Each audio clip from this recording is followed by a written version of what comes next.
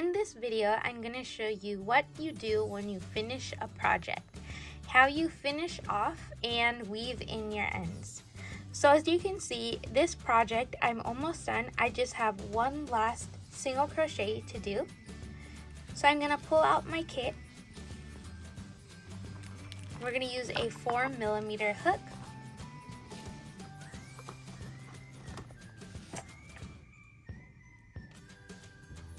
So I'm going to do one last single crochet in this stitch. And then we're going to do what's known as a slip stitch, and this is the perfect stitch to finish a project. So I'm going to pull through and pull the yarn through as well. Okay, so our project is finished. I have this little swatch here just as an example. But in most crochet projects, you're going to have a minimum of 2 ends to weave in. One where you first started crocheting and then one where you finished crocheting. So I have these 2 ends to weave in. I'm going to show you different ways and methods of weaving in your ends. So again, I'm going to go to the kit and we're going to take these snippers as well as a yarn needle.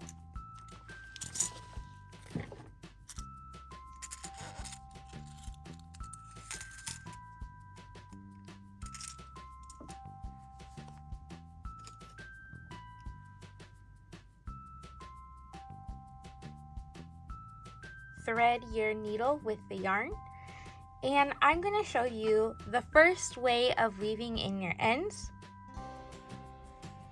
There's no right or wrong way. I actually recommend practicing both ways and seeing what you like best. So the first way is to go in one direction,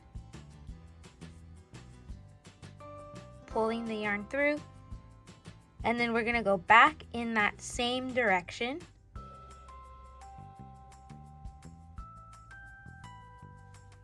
Pull the yarn through. Now we're going to go the other way.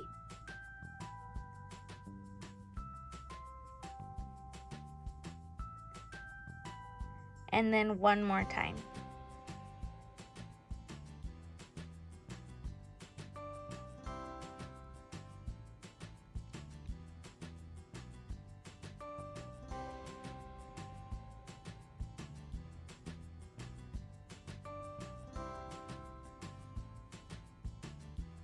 When you pull the yarn the final time before snipping off the excess, I like to pull it so it's a little bit tight.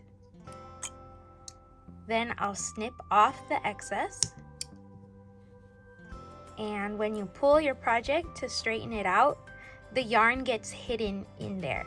So what we did initially for that method of weaving in the yarn, we went one direction, then back, forth, and then back again. So that's a really easy way to weave in your end. So another way, and there's no right or wrong way again, that we could weave in the end. So I'm going to go ahead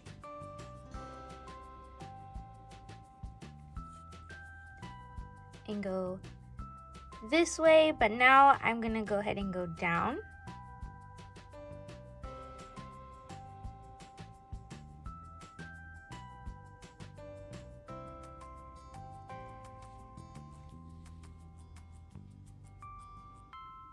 And now I'm going to go in this direction. I'm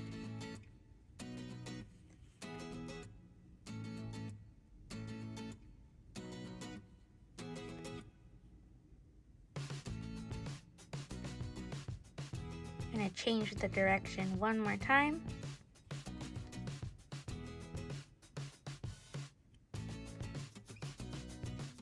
And then one last time I'll go through here.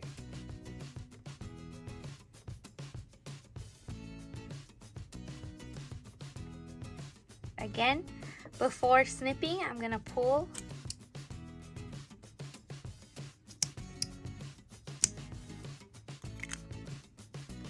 and snip the yarn.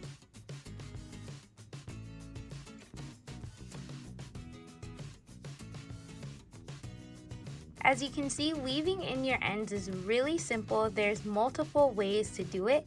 You can kind of see the yarn sometimes, but as you get more practice to weaving in your ends, it'll become easier and you won't see it as much. You want to make sure to stretch out your project a little bit after you did weave in those ends, so you can make sure that the project goes back to its original size. Weaving in ends can be a little bit difficult. Some people can view it as more of a chore when you have multiple of them to do, but just take it one at a time. Take your time, go easy with it, and make sure you test both ways so you can figure out which method you prefer to weave in your ends. I hope you enjoyed this. Make sure to practice weaving in your ends because you'll need that for just about every crochet project.